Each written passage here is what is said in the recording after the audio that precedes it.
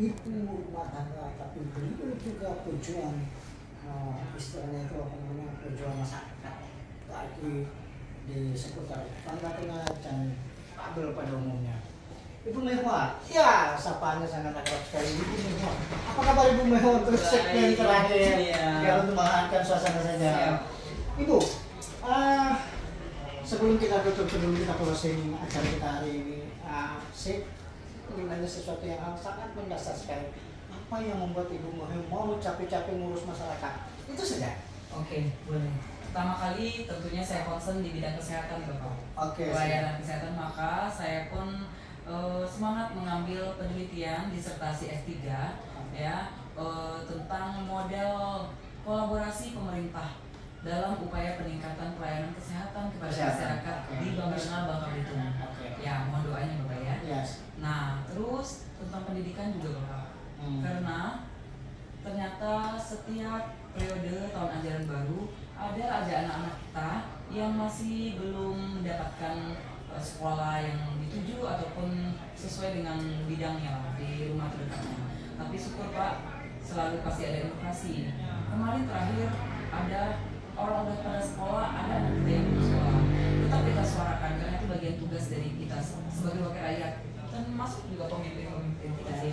Nah, kita bergotong royong, kolaborasi. Akhirnya satu anak yang ada di Sinar Baru, Kelurahan Padang Mulia Kobah, itu akhirnya dengan perjuangan bersama, berkat perjuangan bersama Pak PJ Gubernur, Kepala Dinas Pendidikan Bangka Belitung, dan Pak Bupati, dan semua para pemerhati ya, itu akhirnya dibuka lagi satu kelas baru untuk di SMA 2 Kobah, Pak. SMA Kobah. Alhamdulillah. Iya.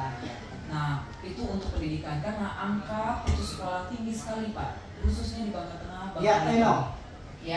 Jadi terus minat untuk melanjutkan S1 di Bangka Tengah juga sangat minim Bapak. Maka pemerintah daerah harus menganggarkan APBD untuk membantu anak-anak kita, ya beasiswa ke UBB misalnya. Satu lagi stigma dalam masyarakat yang setahu saya ini cuma sekedar jalan saja. Karena saya suka sekali ke Bangka Tengah itu.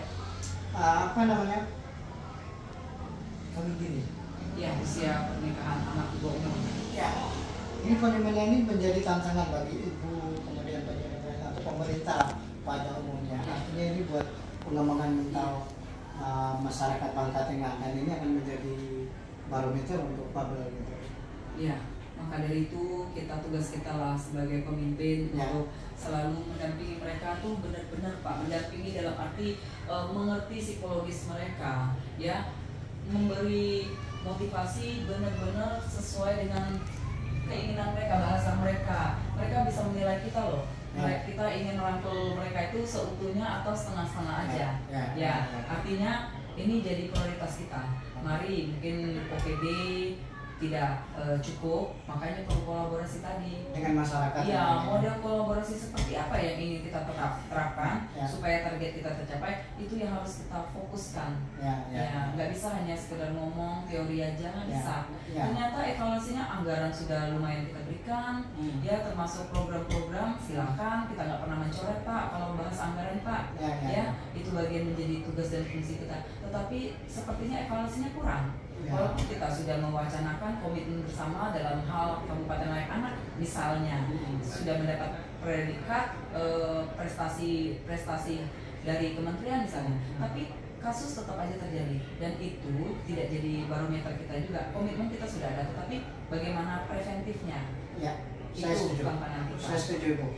Oke, ini sangat hal yang paling mendasar. Oke, mudah-mudahan ada masyarakat kita juga ikut mendengarkan perbincangan kita hari ini, dan sangat spesial banget. Artinya ini membangun jiwa, membangun kesadaran buat masyarakat melalui Ibu Mehwa dengan cara dan sosialisasinya dengan caranya sendiri, dengan biaya sendiri dan lain-lain sebagainya.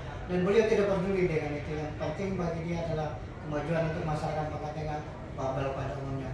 Statement terakhir Ibu Mehwa. Oke, saya akan sekali lagi mengajak kita semua untuk concern pada kesehatan kita Bapak, supaya kita sehat sehingga kita bisa berdaya. Saya ingin bagi Bapak Ibu yang memerlukan untuk jaminan sosial kesehatan seperti katakanlah yang diberikan pemerintah, BPJS, PBI ya, Kalau memang kita merasa kita layak dan pantas, mari proaktif. Bagi Bapak Ibu yang BPJS-nya menunggak, yang di luar kemauannya, mari jemput bola, proaktif, cari informasi, selesaikan itu tunggakan, dan proaktiflah, terbukalah kepada pemerintah daerah supaya tidak menjadi beban buat diri sendiri dan pemerintah daerah terlalu berat-berat untuk menunggakkan BPJS, Pak. Sudah ada programnya soalnya rehab, tapi belum sampai ke mereka. Untuk Pak, satu lagi Pak, pelayanan kesehatan di rumah sakit. Kita kan udah UHC nih. Saya berharap nih Pak ya, karena masih aja setiap hari kasus itu ada Pak. Untuk bayi yang baru lahir, yang tentunya dia belum punya akte, dan dia udah punya butuh perawatan di ruang NICU kata Pak. Tadi ada terjadi Pak kasus orang tuanya tuh galau. Ini gimana nih Bu? Dia nggak tahu bahwa pasien itu terdaftar sebagai pasien calon BPJS. 3 kali 24 jam masih bisa ditunggu Pak. Tidak terhitung Sabtu Minggu Pak. Ya, dari terhitung dia masuk. Artinya pelayanannya itu tindakan yang diperlukan harus dilaksanakan dulu. Preventif ya. Ya, maksud saya di bagian pendaftaran rumah sakit itu harus clear tentang itu, harus tahu, harus membimbing mereka. Ini mereka sendiri mungkin katanya udah dijelaskan tapi nggak ngerti.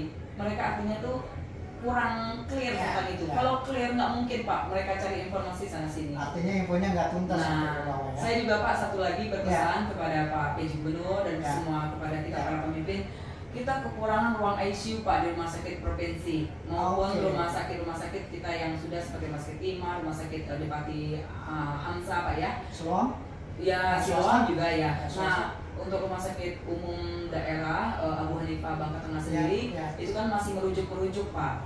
Sedangkan kita Pak, mohon maaf nih Pak, setelah jembatan emas itu kita nggak bisa lewatin anytime, itu kita terkendala Pak, kadang-kadang akses macet kan, kadang-kadang gamblingnya itu tinggi Pak, angka kematian karena rujukan itu tinggi, padahal itu tidak boleh terjadi apalagi untuk kecelakaan lalu lintas Pak, tinggi sekali Pak angka kecelakaan lalu lintas.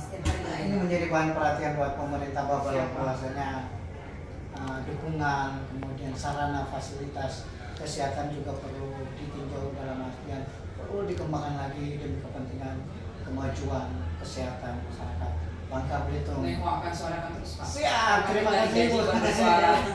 Terima kasih Bu Mehwa sudah mampir di studio BN Radio. Oke, sobat BN Radio, kita tutup. Terima kasih. Talkshow kita hari ini Bu Mehwa boleh berdada dari tadi nggak kelihatan. Terima kasih semua, mohon maaf kalau ada salah dan penyampaian. Jangan lupa ya follow Ibu Mehwa di Instagram maupun TikTok. Terima kasih, sampai jumpa lagi BN Radio luar biasa.